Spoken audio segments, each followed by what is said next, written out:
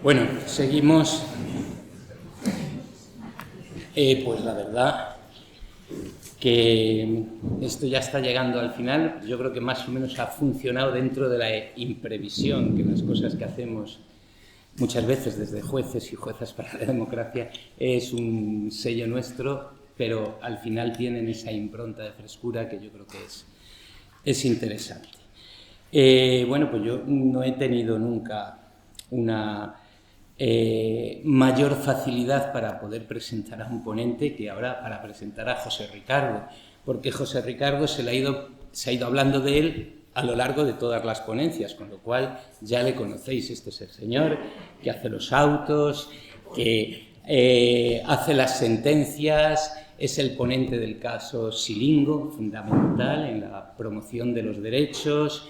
Bueno, pues como han ido diciendo tantas cosas de ti y de tus cosas escritas, pues es muy fácil la presentación. Deciros únicamente, a nivel más formal, es magistrado de la Audiencia Nacional desde hace muchos años, es experto en Derecho Internacional de los Derechos Humanos. Yo creo que es el juez español que más sabe de este asunto porque ha formado parte del Tribunal Penal sobre la Yugoslavia. Él estuvo en el procedimiento contra Karachi por delitos de lesa humanidad, por delito de genocidio. Y bueno, además hizo un voto particular sobre la cadena perpetua, convencido de las cosas que hace. Y bueno, que para nosotros que le conocemos en la asociación, pues es un lujo. Y aparte de esto, deciros que José Ricardo eso es la coherencia, el rigor jurídico y el ejemplo del buen derecho. Porque dices, mucha gente hace derecho, pero el buen derecho es el que se puede ver en los pronunciamientos que hace José Ricardo sobre esto. Pero incluso la redacción, o sea, da gusto leerle las sentencias. Escribe muy bien y además es una persona que siempre está dispuesta y está dispuesta a romper sus vacaciones, que estaba ahora, por venir a Ávila a hablarnos sobre la memoria democrática. No voy a seguir porque ya le iréis conociendo a lo largo de la ponencia y darte muchas gracias. Perdona que te hayamos estropeado la vacación, pero ha cambiado la ruta, ahora va hacia el norte a ver el Románico Palentino y tal, entonces lo hemos arreglado así de alguna manera para poder hacerlo. Bueno, que muchas gracias por todo y bueno, pues que tienes la palabra para contarnos lo que consideres sobre... Perdón, antes una cosa, o sea, yo lo que hablé con él era hablar sobre los tribunales penales internacionales, también está el tema ahora de Gaza, de los delitos de lesa humanidad y tal, pero él me dio un título que me parece que encaja para esto mucho, de una forma mucho más interesante, que es la lucha de la ciudadanía contra la desmemoria histórica. Yo creo que esto es algo fundamental porque por eso precisamente, por esa lucha que queda interna muchas veces dentro de las casas, como ha sucedido durante el franquismo, es por lo que luego va surgiendo la necesidad de recuperar memoria, es decir, se hunde, vuelve a surgir, y en realidad sí hay una lucha ciudadana en defensa, en contra de la desmemoria histórica y a favor de recuperar todo lo que es memoria. Gracias, José Ricardo. Bueno, en primer lugar, pues no puedo por menos que en fin, que dar las gracias a Luis Carlos por sus palabras, que son, bueno, en fin, se pueden decir que son inmerecidas o lo que se quiera, pero sobre todo son palabras amigas, o sea, y eso se aprecia muchísimo. Y luego a todos ustedes por estar aquí, ¿no? Y poder escucharme. Y bueno, yo creo que lo importante no es tanto escucharme a mí, sino que realmente reflexionemos todos colectivamente en relación con lo que estamos aquí haciendo en realidad, o sea que es una de las cosas que yo quería, de lo que va a tratar mi ponencia, que es la memorialización, esto como acto de memorialización, o sea como acto donde realmente lo que estamos haciendo es reivindicar la memoria, tratar de poner de manifiesto la memoria, cuando vemos que probablemente a lo mejor otros mecanismos de memoria pues empiezan a no ser tan efectivos, se van gastando, y de que en cualquier caso es necesario que existan estos mecanismos de memoria. O sea, lo pone de manifiesto Salvioli en el último de sus informes, cuando nos habla precisamente de los procesos de memorialización como último de los pilares de la justicia transicional. Ya hablaremos un poquito de esto. Pero, bueno, pues en cualquier caso, yo enmarco todas estas cuestiones, todo lo que hemos estado hablando en estos días, en este proceso de memorialización. Y bueno, y también, pues, lo que, por ejemplo, también nos ha dicho Álvaro hace un momento, cuando hablaba del libro en homenaje a Francisco Javier Lola, son procesos de memorialización. Ya no cabe hacer mucho en favor del pobre Francisco Javier Lola, que no solamente ya era pobre porque fuera fusilado de la manera que fue fusilado en el campo de la Huerta de Barcelona, sino porque cuando se pidió al Consejo General del Poder Judicial, ya bien entrada la democracia, no hace demasiado, que diera un mínimo reconocimiento y homenaje a Francisco Javier Lola, dijo que no, que eso lo que hacía era pues, acrispar los ánimos de los jueces y que entonces pues, lo que había que hacer es, bueno, pues había que entonces también reivindicar a otros jueces de otras ideologías y de otras formas y tal. Es decir, lo que en estos momentos se está planteando con las famosas leyes de concordia, una palabra que son un poco el leitmotiv de mi intervención. Bueno, sobre esto voy a hablar en realidad en mi intervención, que lo que pretendo ante todo es que no sea muy pesada. Por favor, si es pesada, me lo dicen ustedes, porque ya me ha advertido Fátima, oyes, vamos, o sea, tienes que no ser... tienes que, no sé, bueno, en fin, trataré, o sea, se lo pido por favor, que si en algún momento, en fin, a lo mejor me pongo más técnico, voy a tratar de no serlo en absoluto, o sea, pues me lo digan tranquilamente, es decir, estamos en un acto de memorialización, y yo creo que eso es importante, ¿no? Lo que sí quiero especialísimamente, se lo digo, es no ya felicitar, sino mandar un abrazo fuertísimo, fuertísimo a Begoña. O sea, ha hecho una ponencia, o sea, no excepcional, sino lo siguiente. O sea, vamos a ver, no solamente por su rigor técnico, por su capacidad por docente, por su capacidad de emitir mensajes, además con mucho contenido jurídico y muy preciso, y hacerlo de una manera tan absolutamente didáctica. A mí, francamente, de verdad me parece, o sea, excepcional. Y luego ya la guinda de emoción que nos ha introducido, pues ha contribuido mucho más a este acto de memorialización en el que estamos, ¿no? Entonces, bueno, pues yo francamente creo que ya lo ha conseguido en una palabra y no quiero dejar de decirlo.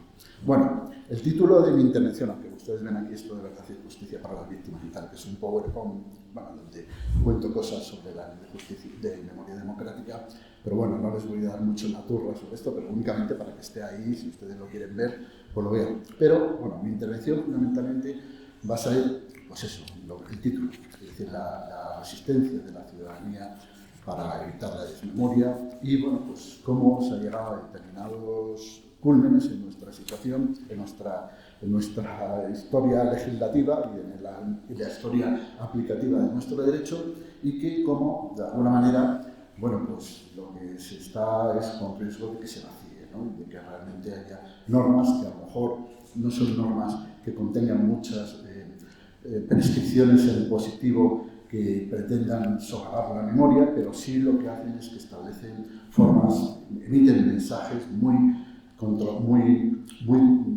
iba a decir dudosos, mucho peor que dudosos, en relación con, bueno, pues lo acontecido en este pasado histórico, y lo que tratan es de, en realidad, subvertir la memoria y tratar de socavar la memoria y, de alguna manera, pues precisamente a mí lo que me parece es precisamente un grave peligro en estos momentos donde lo importante será los procesos de memorialización que estemos dispuestos a continuar haciendo la ciudadanía, ¿no? Entonces, mi inicio de mi intervención es en realidad, bueno, sobre la base de que, bueno, no existe en la historia de la conquista, del reconocimiento de los derechos fundamentales, nada que no haya sido objeto o consecuencia de la lucha, de la lucha de la ciudadanía, de la conquista de los derechos fundamentales, ya sean de los derechos civiles y políticos, ya sean de los culturales, económicos, etc. Entonces, esta lucha de la ciudadanía, pues bueno, lo que trae consigo efectivamente que se vayan conquistando derechos, pero lejos de lo que podríamos pensar de que estos derechos, una vez conquistados, se quedan ahí y están y van a ser, nos van a acompañar siempre, eso no ocurre para nada. Y que estos derechos, lo que ocurre es que están continuamente, son objeto de la misma resistencia que pone la ciudadanía para tenerlos, es de la resistencia de los poderes públicos, o sea, de los estados, para que evidentemente no los tengamos, ¿no? Y que realmente nos encontramos con que es una especie de lucha permanente y donde existe el riesgo continuo de que se produzcan retrocesos en los derechos fundamentales, ¿no? Entonces, lo que en este momento nos estamos planteando es, bueno, pues algo que proviene de eso, de la lucha de la ciudadanía por los derechos, por unos derechos que probablemente no sean los derechos políticos tradicionales, ni los derechos económicos y sociales y culturales, sino otros derechos de otra generación distinta, que son esos derechos que son consustanciales con la dignidad humana. Se ha comentado, lo ha comentado esta mañana precisamente Begoña, o sea, que es eso, el reconocimiento de la dignidad humana, consecuencia de ese reconocimiento de la dignidad humana y precisamente de que realmente se reconozca a los ciudadanos derechos que realmente les conlleven a que, bueno, lleguen a pensar que la vida merece la pena ser vivida y no simplemente, bueno, pues ser una especie de sufrimiento permanente y continuo. Y estos derechos de recuperación de la memoria están insertos dentro de esos derechos, o sea que lo que pretenden efectivamente es otorgar a la ciudadanía, pues no mejoras culturales, no mejoras, bueno, probablemente también culturales, pero no es consustancial con ello, pero tampoco derechos políticos exactamente, sino simplemente derechos de reconocimiento, derechos de tener justicia, de tener verdad, de tener reparación. Entonces, mi planteamiento es un planteamiento desde la perspectiva, porque yo creo que además dependen, o sea, ha sido una conquista que ha ido de la mano precisamente del derecho internacional, o sea, el derecho internacional de los derechos humanos. Los estados nunca conceden nada por ellos mismos, y donde el derecho internacional juega un papel decisivo en estas cuestiones, porque precisamente el derecho internacional trasciende los estados. Los estados por ellos mismos nunca van a otorgar nada. Entonces, nos podemos remontar a la construcción del Estado, de nuestro Estado moderno, del modelo de los Estados-nación, de la Paz de Westfalia, podríamos decir post-westfalianismo, y donde nos encontramos con que, bueno, pues son los estados soberanos y donde nosotros, ciudadanos, somos súbditos del Estado soberano. Y donde, bueno, pues a nosotros no se nos reconoce nada porque prácticamente el Estado es nuestro dueño. Y donde precisamente a nosotros como ciudadanos lo que vamos a hacer es luchar para obtener esos derechos y para que se nos sigan reconociendo. Dentro de este proceso larguísimo, que no me voy a entretener y tal, hay una parte que a mí me interesa especialísimamente, a los jueces nos debería interesar especialísimamente. Recojo aquí un debate precioso que ha introducido Begoña, que es el del modelo del juez y cómo, en definitiva, tenemos que ser los jueces que trascendamos del derecho positivo, formal, y que busquemos el derecho con mayúsculas y no simplemente la ley como una parte del derecho. Pero bueno, lo que estaba poniendo de manifiesto era que dentro de lo que ha sido la aportación del derecho internacional a lo largo de estos pues tampoco hablamos de siglos, hablamos de apenas de décadas, desde mediados del siglo XIX, siglo XX, etcétera. Fundamental, la Segunda Guerra Mundial, es precisamente la construcción del derecho penal internacional, la responsabilidad de los estados por los crímenes internacionales, la construcción del concepto de los crímenes internacionales, que se produce muy a finales del siglo XIX, principios del siglo XX, y a partir de ahí, pues bueno, pues nos encontramos con que eso tenía que producir consecuencias, no solamente ya en el ámbito del derecho penal internacional, sino también en el ámbito de estos otros derechos que yo les estaba poniendo de manifiesto, de estos derechos de reconocimiento de la dignidad humana, de otorgamiento de este reconocimiento. Y concretamente, pues probablemente nos tengamos que poner muy tarde, muy probablemente ya en la época de los 70, o más tarde, o sea, cuando probablemente empiecen los tribunales de la antigua Yugoslavia y Ruanda, y es por lo que esto nos sirve para explicar esto que ha sido llamado el modelo de la transición española, y nos lleva a que realmente en el momento en que se hace la transición democrática en España, realmente no existían modelos de justicia transicional. No existían modelos de justicia transicional. Toda la genealogía de la justicia transicional se crea después, con todas las fases, y se va creando un concepto de justicia transicional, o sea, incluso normativo, donde existe una obligación de que los estados, o sea, regulen, o sea, como ha dicho Begoña esta mañana, pues los Estados están obligados a crear instrumentos, mecanismos de justicia transicional que den verdad, justicia, reparación, garantías de no repetición y, o sea, en este momento, después del informe de Salvioli, de memorialización, o sea, porque se habla de la quinta columna de la justicia transicional. Y recuerden que yo les estoy diciendo que esto es un acto dentro de ese proceso de memorialización. Entonces, claro, esto nos explica mucho el que realmente, pues bueno, lo que en aquel momento no pudo ser, porque simplemente lo que hubo es, o sea, un intercambio de, bueno, pues de democracia por silencio, tal, pues era lo que normalmente ocurría, era en definitiva la consecuencia normal, o sea, de, bueno, pues de los estados, o sea, donde tenían los ciudadanos que estaban a su y tal, y entonces, bueno, pues se producían transiciones democráticas o transformaciones democráticas, transiciones democráticas, como utiliza donde se utiliza nuestro sistema, que realmente lo único que se plantea es, bueno, vamos a crear leyes, o sea, que no provoquen demasiados problemas desde el punto de vista, o sea, de la justicia y tal, que vayan a empañar esta posibilidad de transformación democrática, pero no nos vamos a ocupar nada más y las víctimas, pues bueno, que las den morcilla, por decirlo de alguna manera. No hay ningún problema, aquí las víctimas pues van a ser una vez más los paganos de esta situación. Pero es de aquí que esta situación empieza a cambiar a partir de cierto momento y empieza a crearse una conciencia, una opinión juris, iba a decir, una opinión jurídica, o sea, una opinión no jurídica, un estado de consciencia de la humanidad, donde también es importante que se tengan en cuenta estas circunstancias. Y es cuando realmente pues, empiezan precisamente a exigirse, pues eso, que queremos justicia, queremos verdad, queremos reparación. La reparación es verdad que era, pues bueno, fue una de esas primeras cosas que se empezó a dar. Es verdad que en nuestro sistema ha habido reparación. Nos comentaba Juan José López Ortega que se habían invertido 28.000 millones de euros en reparación económica a las víctimas, no solo del franquismo, víctimas en general. Pero lo que sí nos dábamos cuenta es que, bueno, pues que efectivamente, es decir, había mucha diferencia de reconocimiento de víctimas y sobre todo, normalmente, como máximo, los regímenes políticos lo que hacían era reconocer a las víctimas o glorificaban a sus víctimas y creaban héroes dentro de sus víctimas, de las víctimas de los vencedores. Y lo que había era una justicia transicional de vencedores. Sobre los vencidos y a los vencidos, como muchos, se les daba una especie de ley de amnistía para que no fueran a la cárcel o para que pudieran salir pronto de la cárcel, ¿no? Y eso era lo máximo que se le daba. Pero ya digo que a partir de cierto momento empiezan a verse las cosas desde otro punto de vista.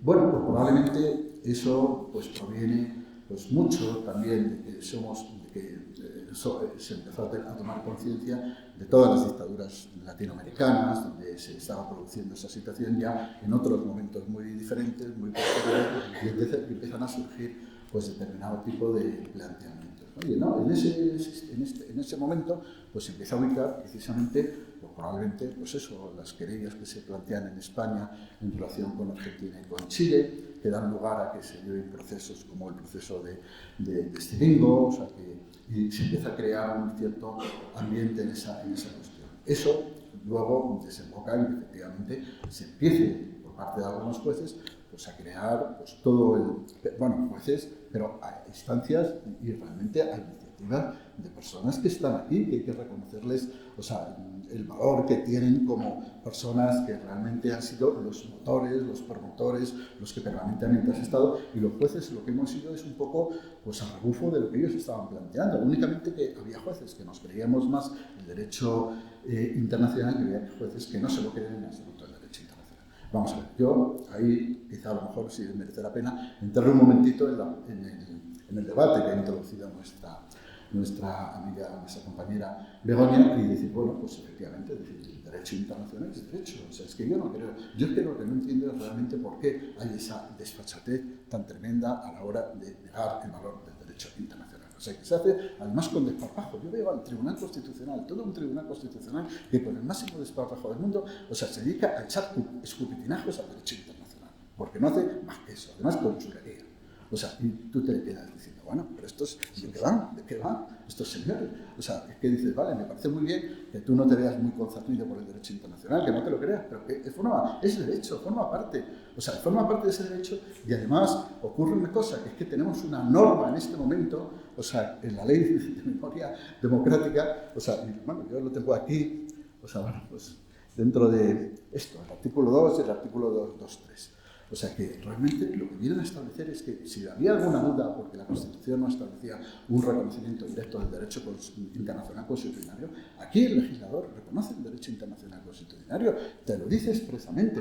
Todas las leyes del Estado y tal se interpretarán y aplicarán. O sea, porque el Tribunal Constitucional, como nos ha comentado esta mañana José Begoña, dice no, dice, es que los intérpretes de los derechos fundamentales somos nosotros, o sea, dice el Tribunal Constitucional. Bueno, son otros, son ellos y toda la jurisdicción. O sea, ellos son los intérpretes últimos, pero que en cualquier caso, aquí estamos hablando no solamente de interpretación, sino en todo caso de aplicación y de reconocimiento. Esto es reconocimiento del derecho internacional y del derecho inconvencional y consuetudinario, y en particular del derecho internacional humanitario. Aquí hay un reconocimiento. Esto no lo puede olvidar, ni se lo puede pasar por el forro de las narices el Tribunal Constitucional. No lo puede hacer de ninguna manera, pero lo hace. Entonces, bueno, pues ese es el problema que nos encontramos con que efectivamente hay resistencia de los poderes públicos, que lamentablemente, y en eso tiene un especial interés la ponencia de Begoña, que precisamente el Poder Judicial juega un papel, la justicia, no el Poder Judicial, la justicia juega un papel especialmente relevante en esta cuestión de la resistencia de los poderes frente, en definitiva, al derecho internacional.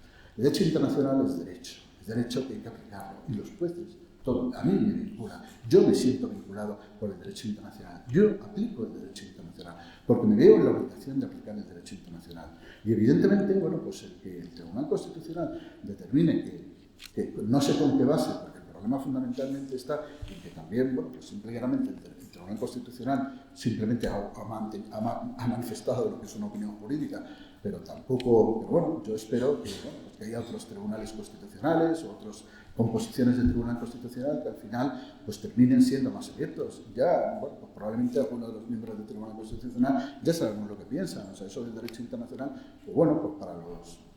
No sé exactamente qué, ¿no? Pero que no, o sea, pero que no, en fin, no se encuentra en lo más mínimo concernido por ello. Bueno, pues la cuestión está en que en esta aplicación de derecho internacional nos encontramos con que efectivamente, bueno, pues teníamos la obligación de dar justicia, de que se ocurran mecanismos de justicia, y ha ocurrido todo lo que nos ha comentado Begoña esta mañana. Que bueno, pues efectivamente el Poder Judicial no ha sido nada proclive, ha habido en algunos momentos más, en fin, unas pequeñas brotes verdes, digamos. O sea, en fin, ha habido, eso sí, esfuerzos interesantísimos. Yo francamente creo que hay absolutos monumentos jurídicos. La demanda que se planteó por parte de Rights International Spain, de RIS, ante el Tribunal Europeo de Derechos Humanos en el asunto Fausto Canales me pareció una absoluta maravilla. O sea, y realmente tenía mucho fundamento. Lo que pasa es que, bueno, luego los juristas pues somos como somos, y realmente luego al final pues utilizamos muchas veces muchos pretextos, porque bueno, pues hay, en fin, muchas formas de dar o de no enfrentar los problemas jurídicos, ¿no? Y utilizar caminos para echar fuera las cuestiones, pero es una pena que no hubiera asumido el Tribunal Europeo de Derechos Humanos ese debate de fondo, que nos hubiera venido extraordinariamente bien. Pero bueno, la cuestión está en que ahora, bueno, pues después de lo que fue en su momento la Ley de Memoria Democrática la Ley de Memoria Histórica del 2007, pues bueno, tenemos una Ley de Memoria Democrática. Y bueno, pues yo no les quiero contar ahora todos los pormenores de la Ley de Memoria Democrática, pero a mí me parece, bueno, pues que tiene cosas útiles que yo creo que tendríamos que tener en cuenta. De algunas de ellas se ha hablado, efectivamente se ha estado hablando aquí durante estos días. Y bueno, pues a mí lo que me preocupa realmente es qué es lo que va a ocurrir, o sea, con la Ley de Memoria Democrática en el futuro. Y bueno, pues porque al final, y esto lo vamos a ir viendo, pues las leyes de la concordia esta, pues lo que introducen son, como os he comentado al inicio, pues otras visiones y una falta realmente de interés y de voluntad de coordinarse con el Estado para poder llevar a cabo las políticas que se contienen en la Ley de Memoria Democrática. Bueno, muy rápidamente, ustedes ven, bueno, pues es una ley de justicia transicional, eso es una cosa que es importante. Eso se hablaba realmente de que no es una, de que en España no habíamos tenido justicia transicional. Bueno, vale, es verdad, pero ahora tenemos una ley de justicia transicional muy tardía, ya con muy pocas posibilidades de obtener grandes cosas a través de ella, pero bueno, pero está ahí. Yo aquí concretamente les ponía, la ley se mueve entre la realidad y el deseo, de verdad. O sea, yo francamente yo creo que había mucho de buenas intenciones en la ley de memoria democrática, pero realmente, bueno, pues yo creo que complicado, ¿no? Entonces, los valores pues son estos, los que comentábamos. Entonces, muy importante el apoyo, se apoya, uno de los puntales de la ley de memoria democrática, o sea, que yo francamente creo que está sin resolver y es necesario y es imprescindible resolver, es imprescindible el debate, de que los juristas nos pongamos a debatir sobre esta cuestión, es en definitiva el significado precisamente de estos reconocimientos expresos por parte de la ley de memoria democrática, o sea, de fuentes de derecho internacional. O sea, que antes no las había, o las había de una manera muy escasa. Nos ha comentado Begoña que precisamente la Constitución republicana sí contenía un reconocimiento de este derecho internacional. Aquí tenemos, en definitiva, el reconocimiento, además del derecho internacional convencional, porque es verdad, o sea, que los crímenes contra la humanidad forman parte de del derecho internacional consuetudinario. El consuetudinario es, a diferencia de convencionales, que son los tratados internacionales. El consuetudinario es el que rige la costumbre internacional, lo que es la práctica continua de los Estados, la común opinión que tienen los Estados de que una cosa tiene que ser así. Y, evidentemente, lo que ocurre es que, por ejemplo, pues no existe un tratado internacional sobre crímenes contra la humanidad. Hay intentos de crear ese tratado, pero no es fácil. La creación del tratado de genocidio, pues luego al final, después de tal, al final fue un pequeño desastre, un gran desastre, porque limitó enormemente el concepto de genocidio. Y sin embargo, bueno, pues el concepto de consuetudinario de genocidio va mucho más allá del concepto convencional de genocidio. Y respecto de los crímenes contra la humanidad, que podríamos decir que mucho de o prácticamente todo lo que ocurrió durante la guerra civil por parte de sobre todo de uno de los bandos, no digo que pudieran no haber ocurrido por parte del otro, pero por lo menos por uno de ellos, y desde luego todo lo que ocurrió después, durante la época de la dictadura franquista, durante los 40 años de la dictadura franquista, incluso después, en definitiva, de morir Franco, son crímenes contra la humanidad. Son crímenes contra la humanidad. O sea, vamos a ver, aquí algunos que somos un poquito más mayores, o sea, pues hemos vivido momentos donde ya después de, o sea, muy próximo bueno, pues ya se había iniciado el proceso de transición democrática, se produjeron asesinatos, o sea, propiciados por fuerzas de seguridad que actuaban de una manera coordinada para impedir la evolución de la situación democrática del país. Y tenemos el asesinato de Arturo Ruiz, que ustedes recordarán. O sea, este era un chaval de mi edad, o sea, que fue asesinado en la Plaza de la Luna en Madrid, y donde todavía el asesino vive protegido en Argentina. O sea, vive todavía el periodista Miguel González, me parece. No, sí, bueno, sí, se ha sacado varios reportajes de que han ido, incluso se han entrevistado con el asesino material de Arturo Ruiz.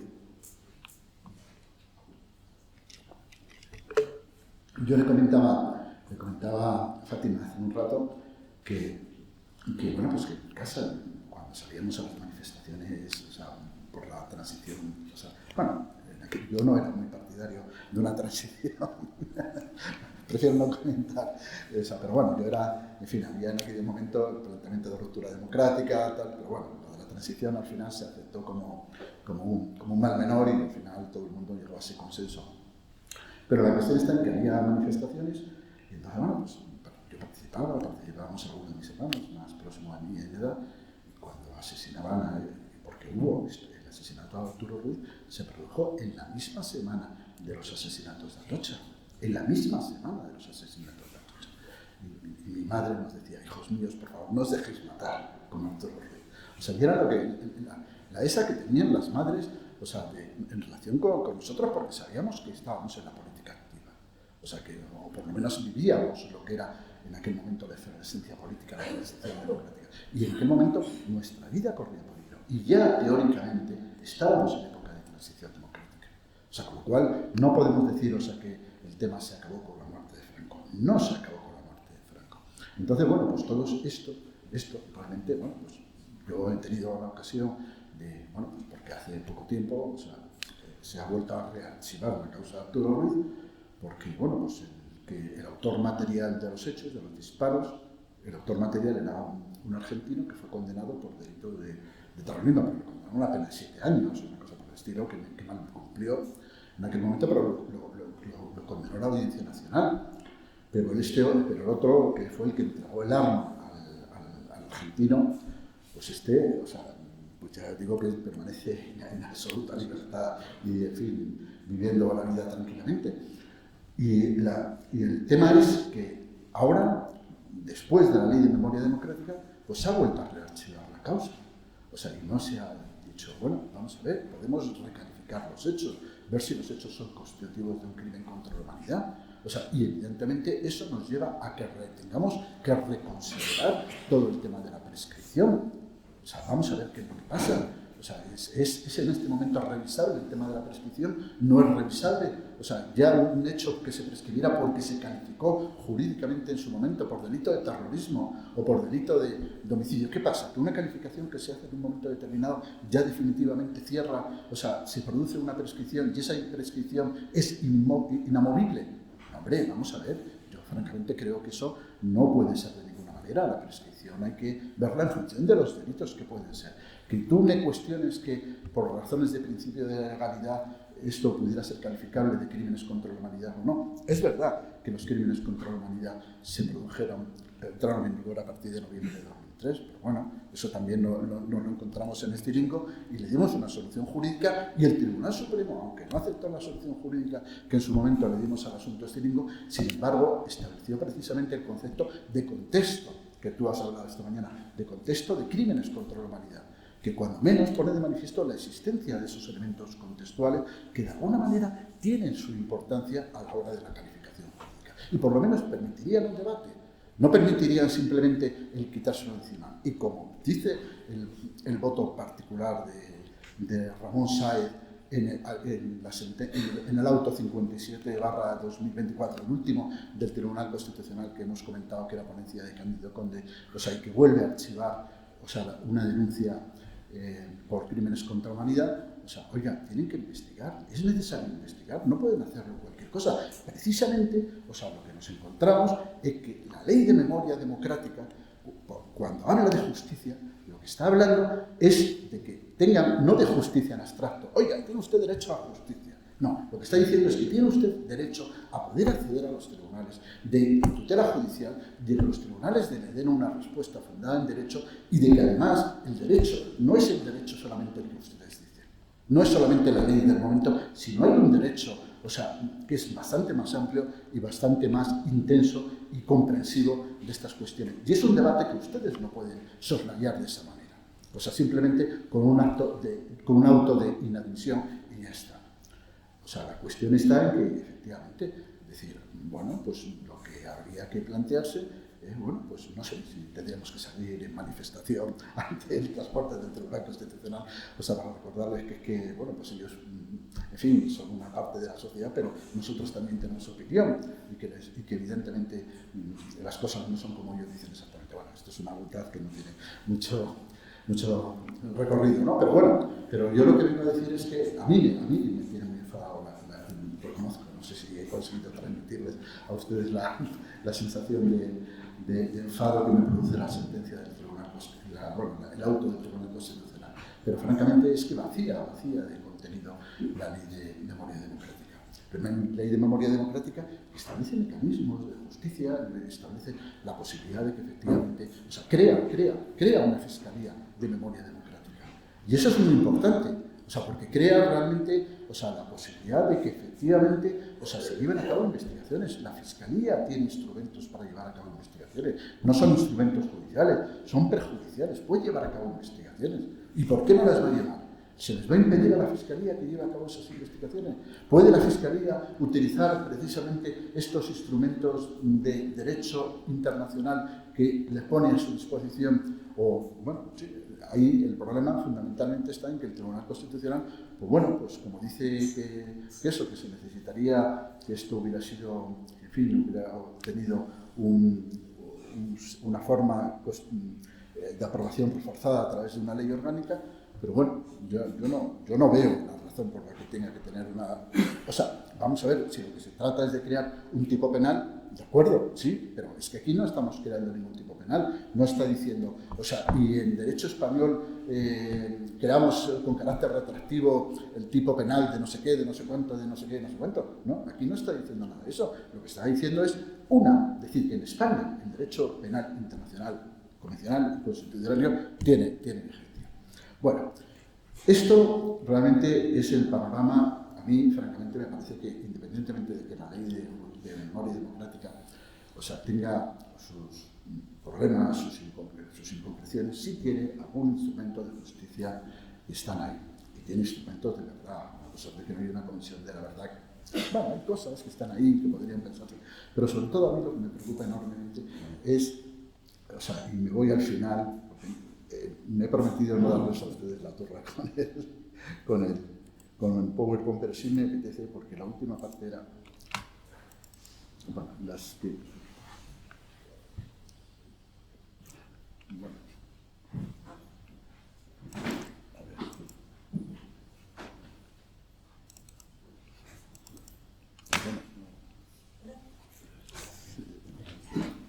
Fausto leyó sin gafas, José Rizardo. No, es que yo me las... Vamos a ver, el tema que... Es una buena. Exacto, sí. Es que los que somos miopes tenemos la compensada. Y nos tenemos que quitar las gafas mientras nosotros las tenemos que poner. Bueno. Fausto, 92 años.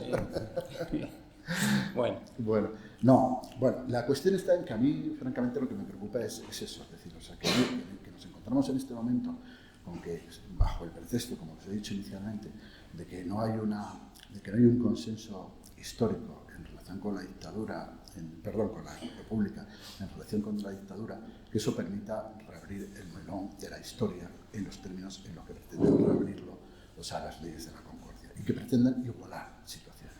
Cuando realmente lo que nos encontramos es que hay una serie de consensos democráticos y llamar las cosas por su nombre.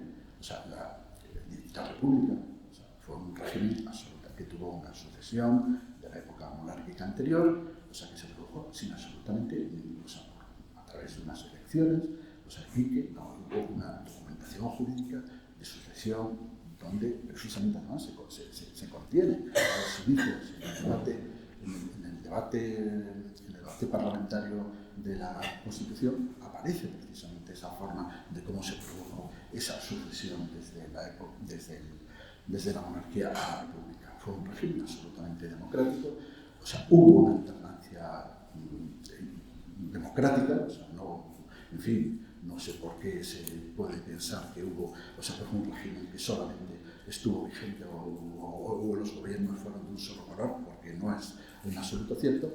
Y bueno, pues es verdad que hubo desorden y violencia, porque bueno, había desorden y violencia en prácticamente todos los lados. Y donde realmente, bueno, pues a mí me planteo que, bueno, pues donde había una Europa muy convulsa y muy complicada. Y donde nos encontramos, o sea, yo además estoy convencido de ello, que en el fondo lo que aconteció, el levantamiento franquista, en el fondo no es más que un golpe de Estado dado dentro de lo que era una especie de guerra civil europea, donde realmente había planteamientos bueno, pues donde efectivamente en otros países se estaban planteando situaciones muy parecidas y donde realmente, bueno, pues se proyectan en España con un desfase temporal, o sea, pero responde toda la misma cuestión. Y lo que no se puede plantear es poner en términos de igualdad, o sea, pues eso, república y guerra civil. Y bueno, y a lo que ya no tienen absolutamente ninguna lógica es tratar de introducir las víctimas de la violencia terrorista dentro del mismo contexto de reconocimiento de las víctimas. Las víctimas, o sea, las víctimas que son reconocibles a través de las leyes, ya sean de memoria democrática, de concordia, las únicas, serían las víctimas que no han sido objeto de reconocimiento, que no han sido objeto de glorificación por los vencedores, y cualquier otra cosa significa perturbar, mistificar la historia, O sea, a mí francamente me parece que introducir esos elementos es engañar, es crear, realmente es manipular a la ciudadanía. El problema fundamentalmente es que con respecto a eso hay que resistirse, hay que plantear resistencia. O sea, es necesario plantear resistencia. Y yo francamente creo que actos de este tipo son muy importantes desde esa perspectiva. Hay que seguir memorializando con memoria auténtica, con memoria verdadera, realmente tratando de ser rigurosos con la realidad, con la verdad, dentro de las dificultades que tienen la verdad y de la construcción histórica, pero es absolutamente imprescindible. Y hay que tratar por todos los medios, bueno, pues de darse, de enfrentarse en lo que puede la ciudadanía enfrentarse, bueno, pues probablemente yendo a las urnas y no votando a quien promueve este tipo de normas, pues no estar de acuerdo con normas que en el fondo lo que están haciendo es dificultando la memorialización, dificultando la memoria histórica, o sea, y bueno, pues creando, vamos a ver, yo creo que situaciones de más estigmatización de las víctimas, de las auténticas víctimas de la dictadura franquista, ¿no? Entonces, francamente, a mí sí me parece muy preocupante estas leyes, en cuanto que además han desmontado o están tratando de, bueno, lo han desmontado de facto, han derogado todas las leyes que eran las leyes que precisamente cuando no existía la ley de memoria democrática eran las que permitían llevar a cabo, sacar adelante todos los planes de fosas, de reconstrucción a nivel local. Todo eso ha sido derogado por todas estas leyes de la Concordia. Entonces, bueno, pues a mí francamente sí me parecen extraordinariamente preocupantes, ¿no? Tenemos, lamentablemente, muchos territorios donde estas leyes ya se han aprobado, bueno, por lo menos 2 territorios, claro, Aragón y la Comunidad Valenciana. Tenemos la Comunidad de Castilla y León, pero también Baleares, y donde, bueno, pues eso es una realidad que se va a producir de un momento a otro, y donde yo, francamente, creo que, bueno, pues que la ciudadanía sí tenía que aprender a ser muy consciente de ello y posicionarse frente a ello, porque les están privando la posibilidad de decidir su pasado, en una palabra, ¿no? Y bueno, pues yo con esto doy por terminada mi intervención y bueno, pues me pongo a su disposición por si quieren hacerme cualquier pregunta, sugerencia, comentario, debate, pues lo que quieran. Venga, muchas gracias.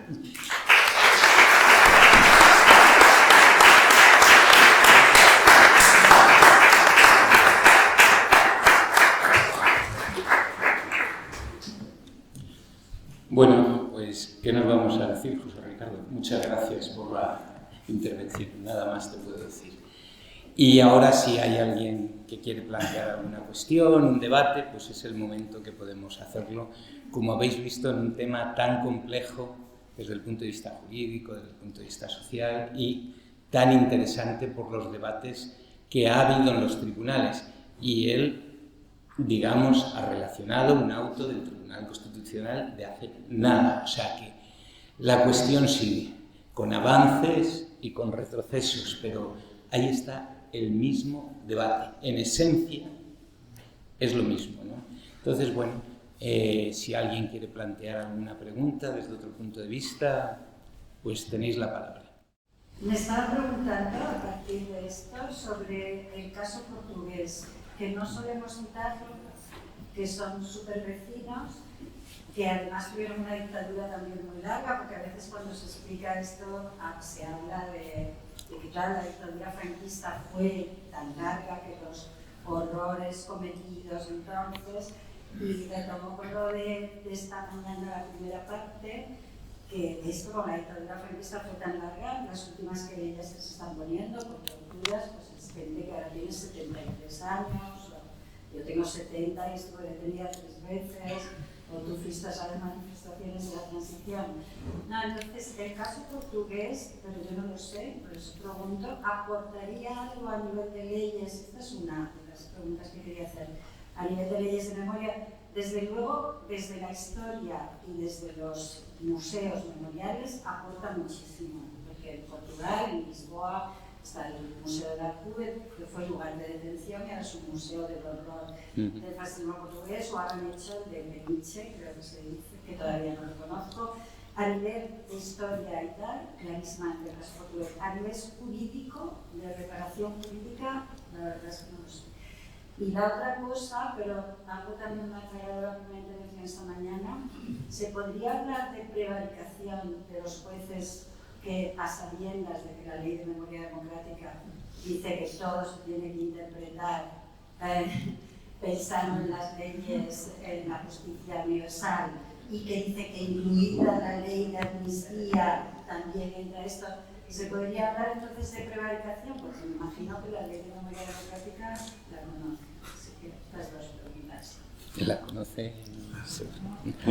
Bueno, vamos a ver, en relación con la primera pregunta, vamos a ver, a mí me interesaban mucho más los elementos estos memorialísticos portugueses. Realmente no conozco demasiado la legislación portuguesa y no sé si aporta algo, ¿no? Yo creo que cada sistema tiene realmente sus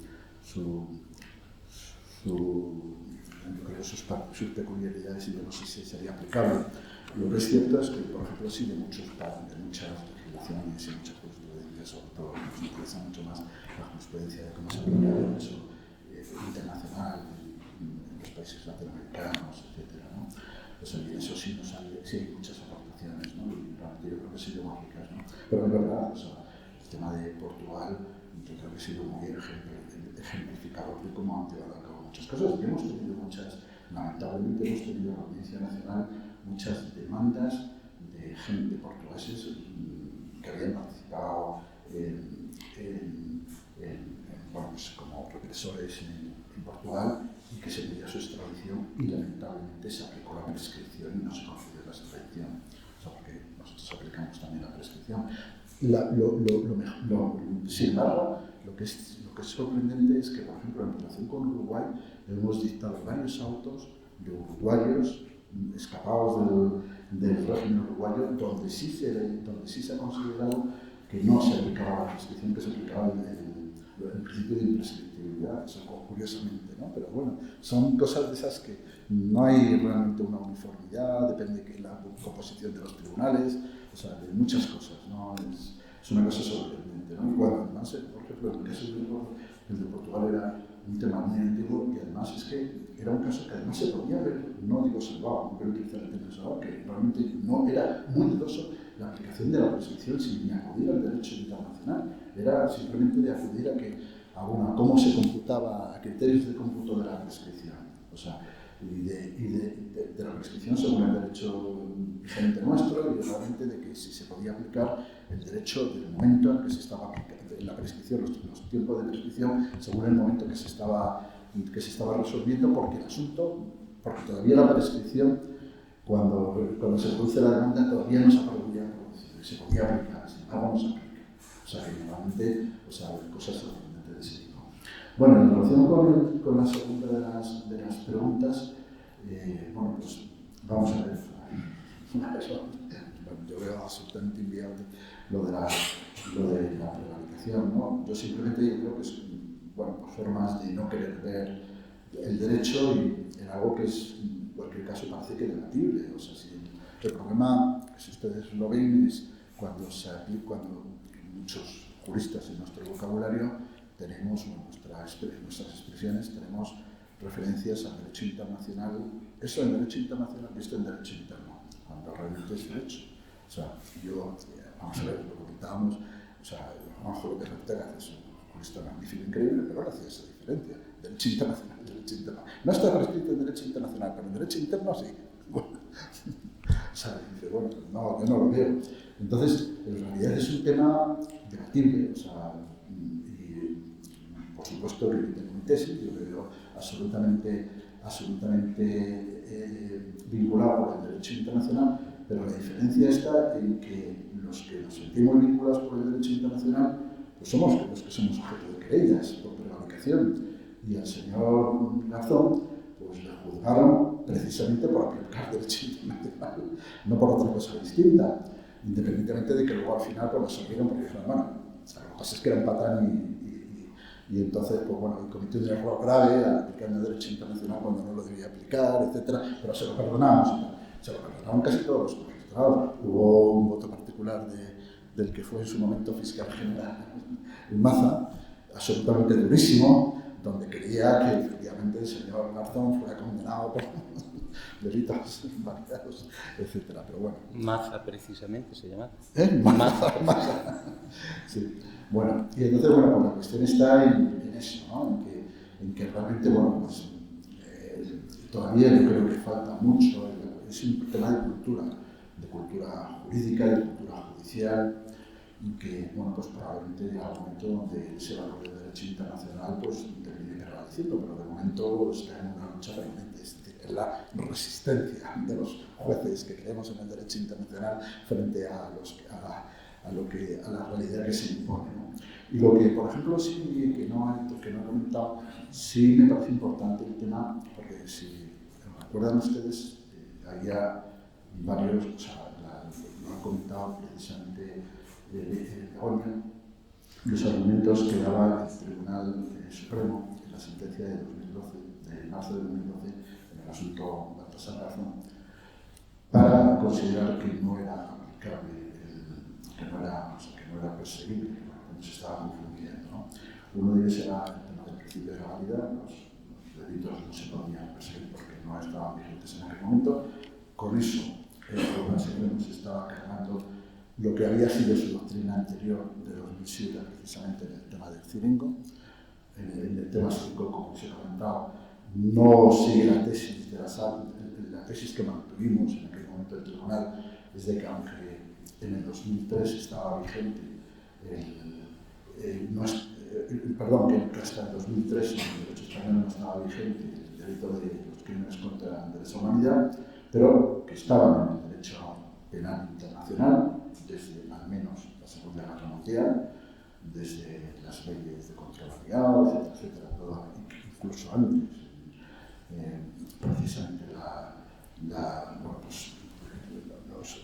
cláusulas Martens, etcétera, y que había realmente una opinión jurídica que recogía esos crímenes contra la humanidad y que realmente pues, había sido uno de los fundamentos de los tribunales de Nuremberg, de la Constitución de los tribunales de Nuremberg, y que, bueno, que al final pues, lo que el tribunal decide es que sí que es aplicable, porque lo que terminamos haciendo es aplicar el derecho penal internacional.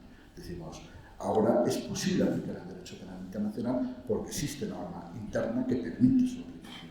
Y entonces lo aplicamos los tipos que en el fondo no dejan de ser delitos de homicidio hechos en determinados contextos, no otra cosa diferente.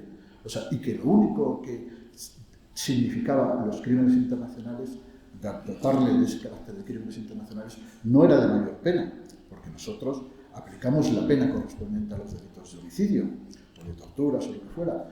No era aplicarles mayor pena, sino era decir que eran perseguibles universalmente. O sea, que existía la posibilidad de que los tribunales internacionales o que la jurisdicción universal lo pudiera aplicar. Y precisamente, o sea, la cuestión está en que el Tribunal Supremo termina considerando perfectamente aplicable el principio de perseguibilidad universal de estos crímenes, aunque no reconoce que se trate de crímenes de lesa humanidad, pero sí reconoce que se tratan de crímenes cometidos en un contexto de lesa humanidad. O sea, con lo cual está reconociendo esa situación. Esa situación luego el Tribunal Supremo en 2012 no la reconoce y se desdice en gran medida de esas cuestiones, ¿no? Entonces, bueno, pues es el tema de que la jurisprudencia pues, es también muy vacilante, ¿no? Pero otro de los obstáculos, que en aquel momento se llamaban escollos, era precisamente el tema de la prescripción que ya hemos visto concretamente que se tratan de desapariciones forzadas que incluso los propios organismos de Naciones Unidas, tanto el Comité de Desapariciones Forzadas como el Grupo de Trabajo de Desapariciones Forzadas, tienen dicho que hasta que no aparezcan no puede iniciarse el cómputo de la prescripción, que se tratan como una especie de delitos continuados y que por lo tanto no serían prescriptibles, y que la utilización de la prescripción biológica que utiliza el Tribunal Supremo es una absoluta barbaridad. Eso es únicamente es un intento de salir por la tangente que no tiene ningún sentido jurídico, no tiene ninguna consistencia jurídica. Entonces, eso es otro elemento que está ahí. todo esto ha sido analizado luego por el Tribunal Constitucional, no analiza mejor la sentencia 80 el auto 80/2021 que ha comentado esta mañana Begoña. O sea, pero todo eso lo niega el Tribunal Constitucional. Pero lo que no toca el Tribunal Constitucional, y es el tercero de los obstáculos, es el tema de la ley de amnistía. Que yo, francamente, es todavía algo de una esperanza a la que me sigo acogiendo. Vamos a ver qué es lo que puede ocurrir con la ley de amnistía. ¿Va a decir el Tribunal Constitucional que va a haber una amnistía, que amnistía delitos de lesa humanidad? ¿Lo va a decir? ¿Que una ley de amnistía puede amnistía delitos de lesa humanidad? ¿Lo va a decir? ¿Lo va a decir? Yo creo que no lo puede decir. Está soslayando todo lo que puede pronunciarse sobre esa cuestión. Vamos a ver, uno de los momentos más amargos de mi actuación profesional fue precisamente la Audiencia Nacional, cuando precisamente, creo que era tú, o sea, vosotros erais, no sé, era cuando se suscribió el convenio de desapariciones forzadas en España. Se planteó una demanda de una, creo que era la familia Negrín, no recuerdo la vida. Sí, debió ser la familia, la vida de Negrín que planteó, y la cuestión está en que vamos a ver, por supuesto la Audiencia Nacional dijo que eso no era un asunto, es decir, por una parte que la Audiencia Nacional no era competente, pero por otra parte que eran delitos que estaban prescritos, que estaban amnistiados, no sé qué.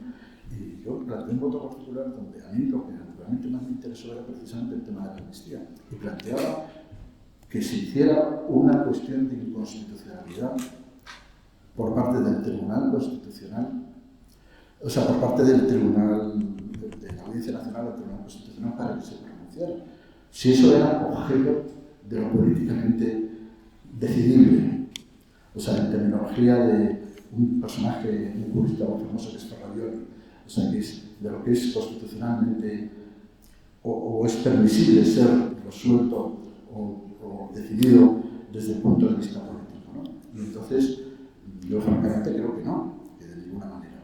Y yo francamente creo que en este momento el Tribunal Constitucional está convencido de que no es posible que la amnistía de 1977 alcance a todos los crímenes contra la humanidad que alcanzó en su momento. Que lo está tratando de soslayar lo posible.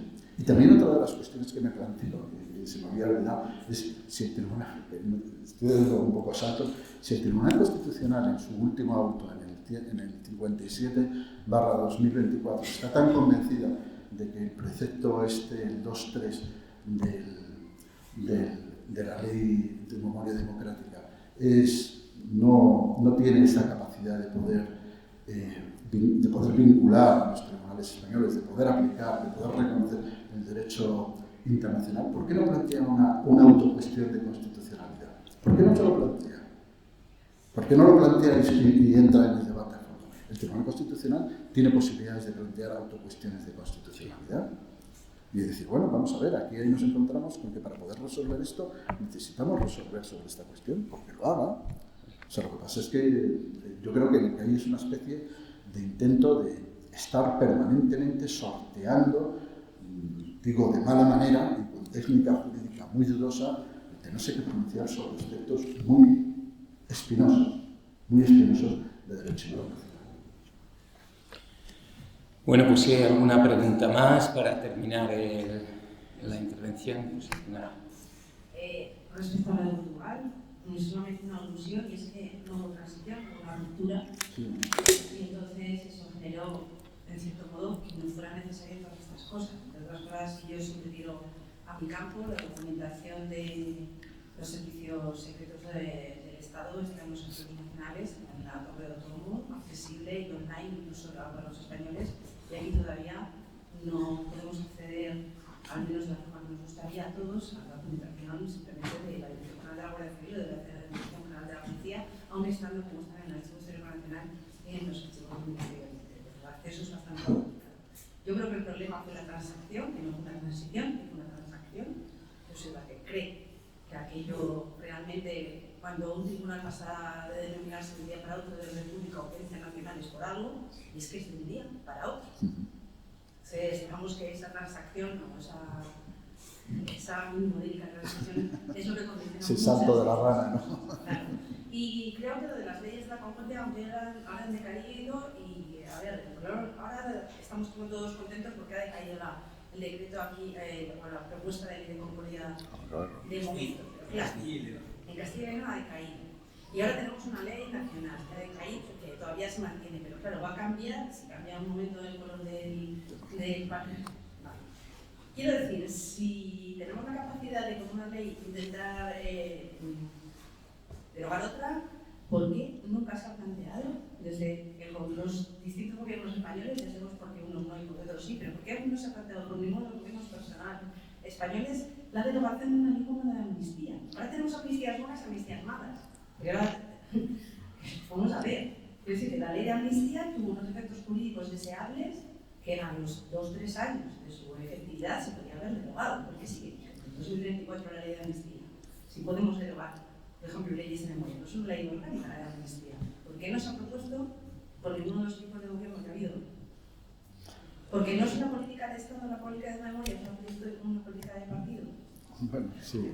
No, es verdad, no, esa es la pregunta. Pero bueno, no sé. Conteste. No, vamos a ver, o sea, en relación me parece muy sugerente el tema de Portugal, yo creo que esa es la gran respuesta en realidad. O sea, pero bueno, no obstante podían tener una ley de, o sea, eventos de justicia transicional también, porque cuando ha habido rupturas también se produce, ¿no? También se produce. Pero en relación con el tema de qué hacer con la ley con la ley de amnistía es bastante más complejo técnicamente de lo que parece. Yo por lo menos, no sé, tampoco soy ningún experto, pero desde luego yo no soy partidario de la anulación. Porque el problema fundamentalmente son los efectos producidos. Los efectos producidos, bueno, el problema es que si anulas tienes que anular los efectos buenos y los malos. O sea que entonces yo francamente creo que ahí no se hace bien. Entonces, probablemente el tema es la derogación para el futuro. Es decir, a partir de un momento no, vamos a ver, ya no va a haber más beneficiarios por esta ley, pero sobre todo yo creo que lo que hay que hacer es interpretarla constitucionalmente. O sea, yo creo que la solución es la interpretación constitucional y establecer los límites reales, porque la ley tuvo efectos positivos en relación con determinadas personas. Lo que no son admisibles son los efectos negativos, o sea, inadmisibles, impermisibles en un sistema democrático. Entonces yo soy más partidario del tema de la interpretación, de una interpretación constitucional que le correspondería al Tribunal Constitucional hacerla y que, bueno, pues es lo que, bueno, yo lo que estoy hablando es un voto particular en el 2012 donde planteaba, o sea, la necesidad de acudir al Tribunal Constitucional, claro, el Tribunal Constitucional en el 2012, o sea, le ha dicho, váyanse ustedes a la porra, pero bueno, porque es que ni siquiera dio lugar a aquella historia, ¿no? Pero que yo, en este momento, vamos a ver, lo que ocurre es que tanto el auto de 2021, el 80 de 2021, con el 57 de 2024, yo creo que es que cierran cualquier posibilidad de que el Tribunal Constitucional vaya a entrar en el debate de la ley de amnistía.